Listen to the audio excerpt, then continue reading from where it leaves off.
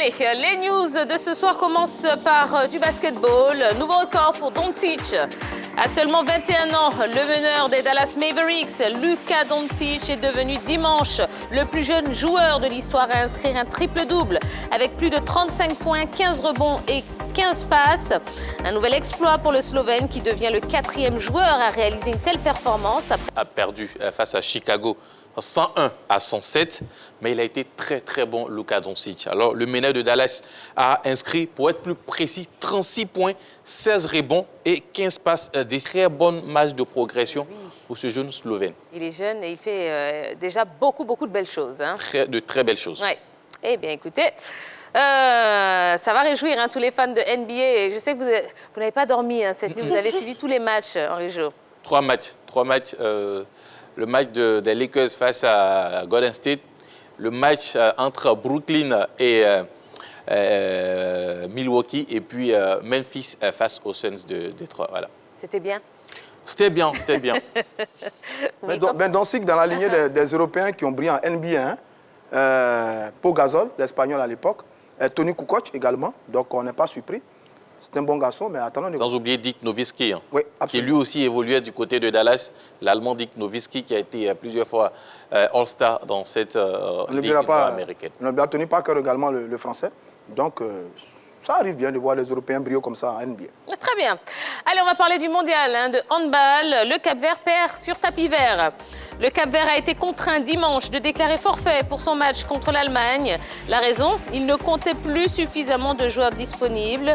Touché par de nombreux cas de Covid-19, la sélection capverdienne avait affronté la Hongrie en ouverture avec seulement 11 joueurs. Le Cap-Vert n'oubliera pas de sitôt son mondial de handball en Égypte. Pourquoi? Parce que parti avec un effectif réduit de 11 joueurs seulement, cette nation a été battue pour son premier match 27-34 par la Hongrie.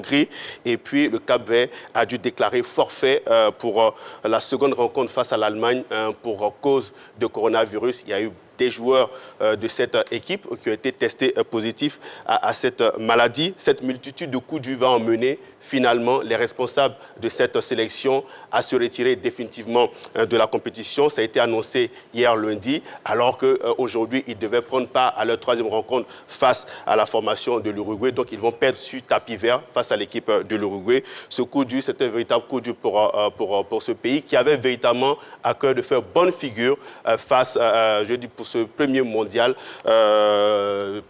pour ce pays, pardon. Et puis, ce qu'il faut savoir, c'est que cette équipe-là, surtout cette nation, n'est pas la seule à s'être retirée de cette compétition. Avant le début de ce tournoi, il y a eu les États-Unis et la République tchèque qui se sont retirés parce qu'ils n'étaient pas véritablement sur des mesures sanitaires du côté de l'Égypte en ce qui concerne le coronavirus. Donc, c'est vraiment pas facile, c'est vraiment difficile du côté de l'Égypte avec cette pandémie qui a décimé complètement cette équipe du Cap-Vert. Absolument. Allez, on poursuit avec du cyclisme ivoirien. La FIC en AGE le 31 janvier. La Fédération ivoirienne de cyclisme organise son assemblée générale élective le 31 janvier prochain au siège du Comité national olympique.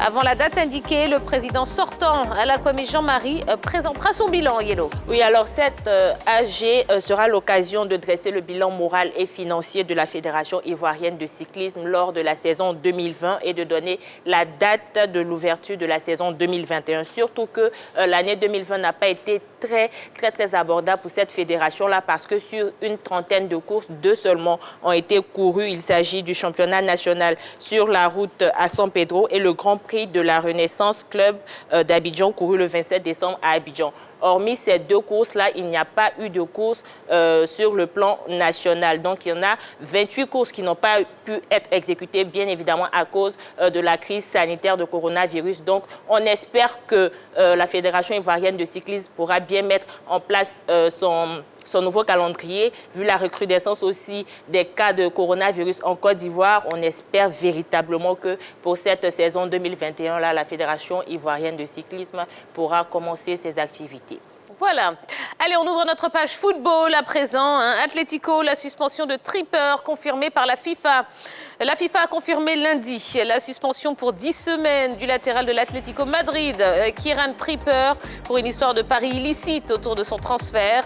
Le 23 décembre dernier, la fédération anglaise avait annoncé la sanction de l'international anglais qui avait demandé une audience personnelle afin de nier les faits qui lui étaient reprochés.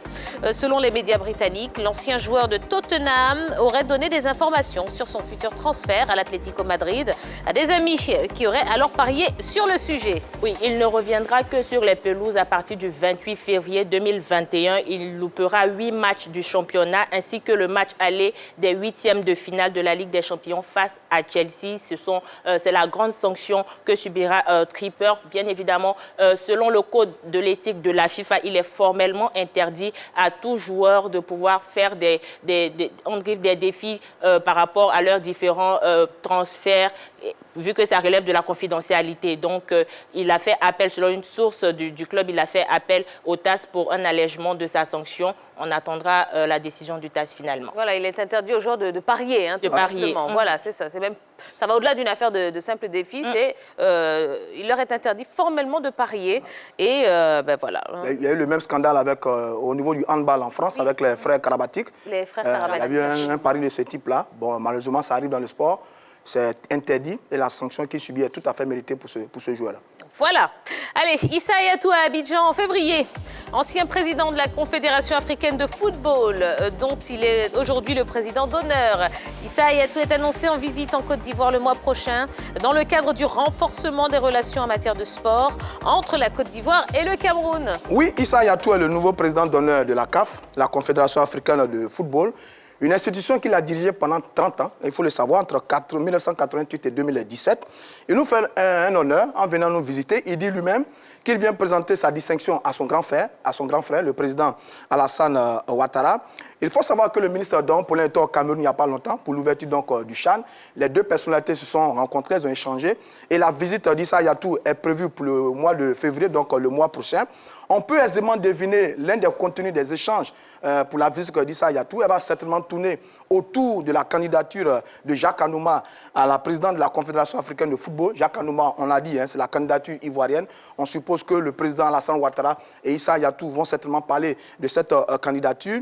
Et puis, il faut savoir que Jacques Anouma a été membre du comité exécutif de la CAF sous Issa Hayatou entre 2007 et 2015. Les deux ont été brièvement adversaires en 2013. Et puis Issa Hayatou, il a été battu par Madama dans le 7 août en 2017. Depuis, il est un peu en retrait, mais c'est un homme qui jouit encore d'une très grande influence. La preuve, dès qu'on a suspendu Ahmad Ahmad, on l'a distingué président d'honneur de la CAF, la Confédération africaine de football, lui qui pendant 6 mois en 2015, a assuré l'intérim de la présidence de la FIFA. C'est vous dire que c'est un sacré client, un grand bonhomme dans l'histoire du football mondial et du football africain. Eh bien, c'est lui qui vient nous visiter le mois prochain. Bon, on espère qu'avec le chef de l'État, le président Alassane Ouattara, ils vont trouver les bonnes combinaisons, les bonnes formules pour accompagner Jacques Anouma à la tête de la Confédération africaine de football. Très bien. Ça, Hayatou peut aider. C'est pas faux. Allez, on termine avec nos éléphantos. Absolument, les éléphantos U17, le retour des héros. Après avoir décroché le trophée du tournoi UFOAB, les éléphantos cadets ont foulé le sol ivoirien cet après-midi à l'aéroport international Félix Houphouët-Boigny. Coach Lassina Dao et ses poulains ont été accueillis par le ministre des Sports, Béatrice Nicole Quadio, y était pour la grande team. Je suis très fier de remporter cette trophée pour la Côte d'Ivoire et très fier aussi de cet accueil pour nous. Et on est fier aussi de cela. Et on remercie beaucoup M. le Président aussi pour ce qu'il a fait pour nous. Et on remercie beaucoup aussi notre coach qui a beaucoup travaillé aussi pour nous pour qu'on puisse remporter cette trophée. Et je remercie tous ceux qui sont venus nous supporter aussi. Je remercie beaucoup. Ce qui a fait la différence là-bas, on a pu travailler dur que les autres. C'est ça, moi, il me dit, on a pu travailler dur que les autres. On a commencé la préparation plus tôt que les autres. C'est ça qui faisait la différence sur le terrain. C'est ça qu'a fait, on a pu battre tout le monde là-bas. On compte bien travailler dur encore pour chercher à aller remporter encore cette trophée encore pour la Côte d'Ivoire. Et on est fiers aussi d'être Ivoiriens. Je suis donc venu au nom du gouvernement traduire notre fierté, notre joie Au moment où nous avons la grisaille de la normalisation de la FIFA, vous le voyez, la gouvernance du football est une réalité en Côte d'Ivoire. Les jeunes ont du talent, nous devons les accompagner, nous devons les soutenir. Parce qu'ils apportent une légitime fierté aux Ivoiriens, ils nous apportent de la joie, comme vous le voyez aujourd'hui.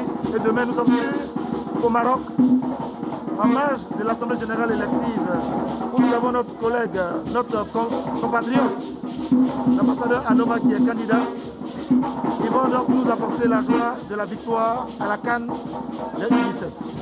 Bon, en tout cas, c'est une belle fête hein, du côté de l'aéroport. Effectivement, très belle fête. C'est sous le coup de 14 heures que l'avion transportant les vainqueurs des éliminatoires de l'UFOA-B, qui est la Côte d'Ivoire pour la CAN cadette, eh bien, a atterri sur le tarmac de l'aéroport Félix Houphouët-Boigny. Daoud Lassina et ses joueurs ont été accueillis par le ministre des Sports.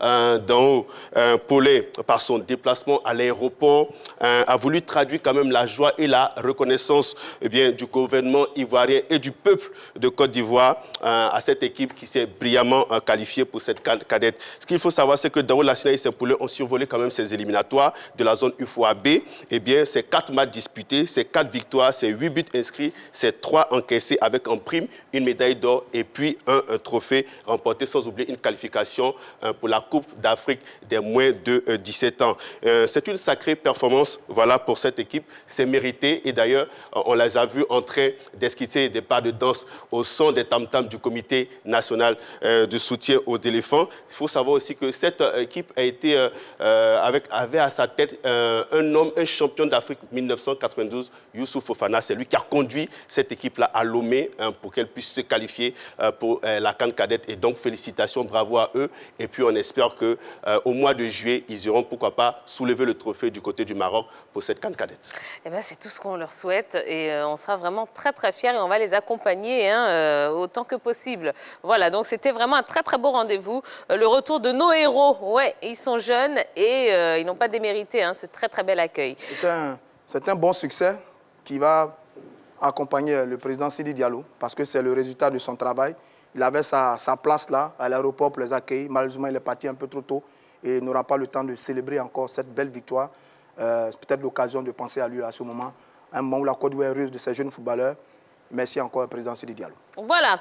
Allez, c'est tout pour les news de ce soir. Je vous rappelle les 2 questions dont on va parler, dont vous pourrez parler en nous appelant par téléphone donc au 21 59 93 99. La première qui concerne donc le football ivoirien. Les entraîneurs locaux ont-ils la confiance qu'ils méritent? Et puis, notre deuxième question, puisqu'on va parler de basketball ce soir, que manque-t-il au basketball ivoirien pour devenir l'un des meilleurs en Afrique? Eh bien, on a hâte d'entendre ce que vous avez à dire à ce sujet. Allez, on va passer au focus de ce soir.